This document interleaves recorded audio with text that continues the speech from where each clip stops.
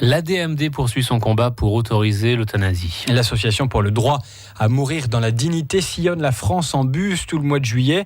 Ce bus était à Bourges hier pour informer les gens sur le sujet et sur la nécessité d'écrire des directives anticipées. Ça a pour but de fixer la limite des soins en cas de maladie grave ou d'état végétatif. Il est aussi recommandé de désigner une personne de confiance pour savoir dire stop.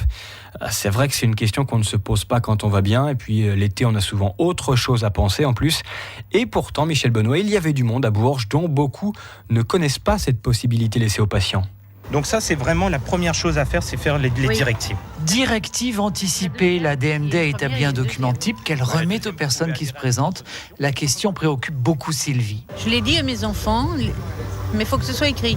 Il faut que ce soit écrit, parce que Vincent Lambert ne l'a pas fait, et du coup, voilà, il est dans une situation assez délicate. D'accord. Donc, alors on le remplit et on le donne à quelqu'un ou... Vous les gardez et vous pouvez nous envoyer une photocopie à notre fichier national, à la DMD. Mais ces directives anticipées peuvent dans certains cas sembler non conformes à la situation médicale.